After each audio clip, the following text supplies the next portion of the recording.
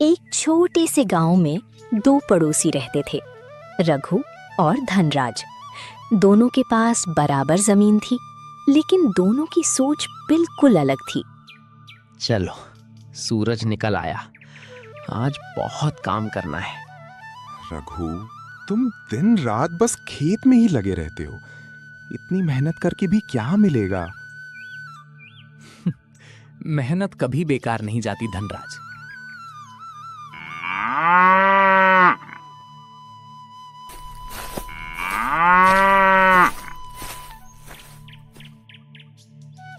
दिन बीतते गए। रघु हर सुबह समय पर खेत पहुंच जाता और पूरे मन से मेहनत करता रहा। वहीं धनराज दिन भर गांव में इधर उधर घूमता और मेहनत करने वालों का मजाक उड़ाता रहता। धनराज, तुम भी अपने खेत पर ध्यान दो। अरे, इतनी मेहनत मेरे बस की नहीं। मैं एक दिन बिना खेत जोते ही अमीर बनकर दिखाऊंगा। धनराज अपनी बात कहकर हंसते हुए वहां से चला गया। उधर रघु बिना किसी की परवाह किए अपने खेत में मेहनत करता रहा। कुछ महीने बीत गए। रघु की मेहनत रंग लाई। उसके खेत में गेहूं की सुनहरी फसल लहलहाने लगी। वाह रघु, इस बार तुम्हारी फसल पूरे गांव में सबसे अच्छी है। ये सब मेहनत और भगवान की कृपा है। रघु की अच्छी फसल की चर्चा धीरे धीरे पूरे गांव में फैलने लगी। शाम को जब धनराज गांव लौटा तो उसने लोगों को रघु की तारीफ करते सुना।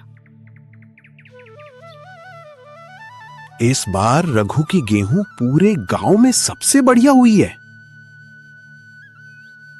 सच है, उसकी मेहनत रंग लाई।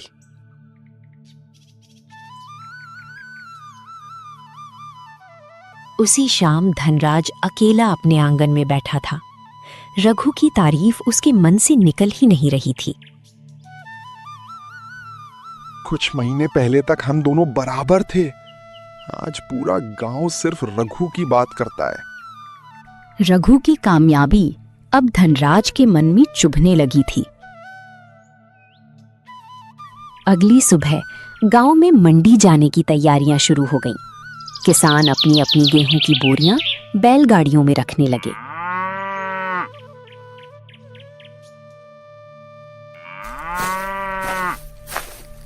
रघु, आज जल्दी निकलना, मंडी में भीड़ हो जाएगी। हाँ भैया, बस आखिरी बोरी रख के निकलता हूं।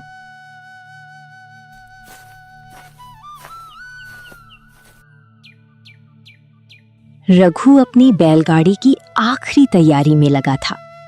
उधर दूर खड़ा धनराज चुपचाप रघु की गेहूं की बोरियों को देख रहा था। तभी उसके मन में एक गलत विचार ने जन्म लिया। बस अब निकलने का समय हो गया। मंडी जाने से पहले रघु अपनी माँ को बताने के लिए घर के अंदर चला गया। तभी धनराज धीरे धीरे बैलगाड़ी के पास आकर खड़ा हो गया और गेहूं की बोरियों को गौर से देखने लगा। अगर ये गेहूं आज मंडी ना पहुंचे तो धनराज अभी बैलगाड़ी को ध्यान से देख ही रहा था कि तभी रघु घर से बाहर आ गया। रघु, मंडी जा रहे हो? हाँ, आज गेहूं बेचने जा रहा हूं। अगर मेरी मानो तो मुख्य सड़क से मत जाना। नदी वाले कच्चे रास्ते से चले जाओ। वहां भीड़ कम मिलेगी, जल्दी पहुंच जाओगे। अच्छा, अगर ऐसा है तो ठीक है।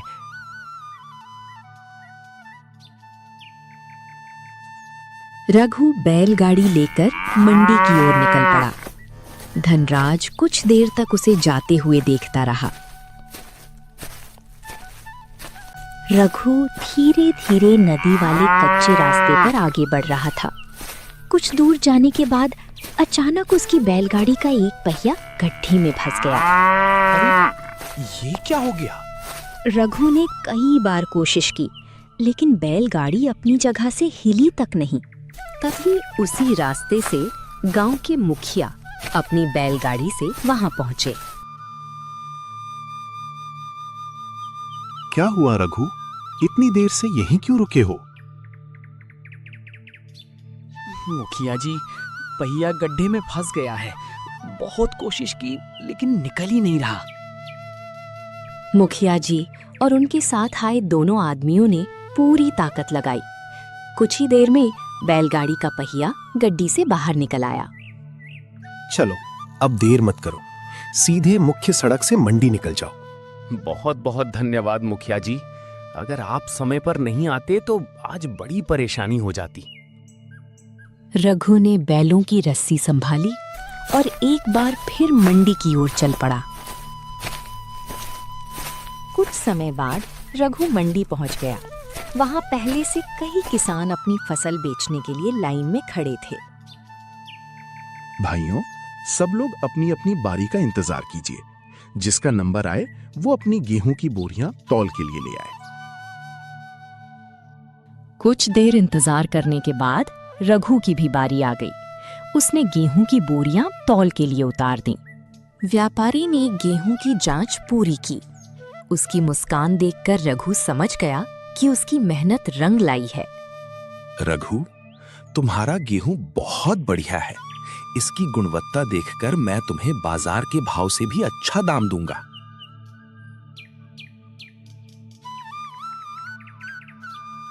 बहुत बहुत धन्यवाद। ये सब मेरी मेहनत का फल है।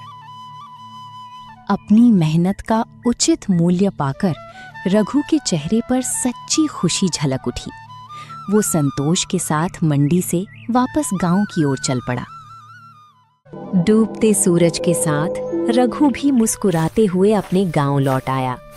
उसकी आंखों में मेहनत की जीत साफ दिखाई दे रही थी। अरे रघु, लगता है इस बार मंडी से अच्छे दाम मिले हैं। हाँ भैया, भगवान की कृपा और मेहनत का फल मिल गया। इतना कहकर रघु अपनी बैलगाड़ी लेकर घर की ओर बढ़ गया। उधर थोड़ी दूर खड़ा धनराज ये सब चुपचाप देख रहा था। रघु को सकुशल लौटता देखकर उसका चेहरा उतर गया। इतनी मुश्किलों के बाद भी इसकी फसल बिक गई। किस्मत भी हमेशा इसी का साथ देती है।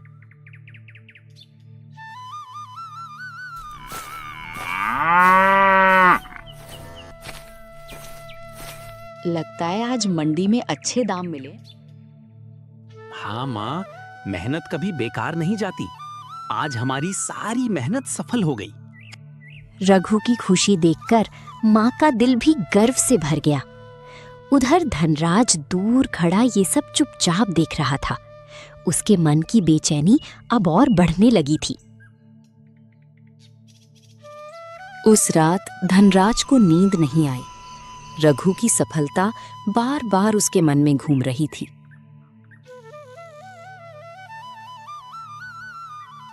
इतनी मेहनत करके रघु इतना आगे निकल गया और मैं अब भी वहीं का वहीं हूं।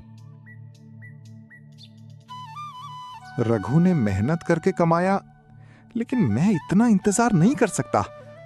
मुझे कोई ऐसा रास्ता ढूंढना होगा जिससे जल्दी बहुत पैसा मिले। रघु की सफलता देखकर धनराज के मन में फिर से जल्दी अमीर बनने का लालच जाग उठा। अगली सुबह धनराज अपने आंगन में बैठा जल्दी अमीर बनने का कोई नया रास्ता सोच रहा था। तभी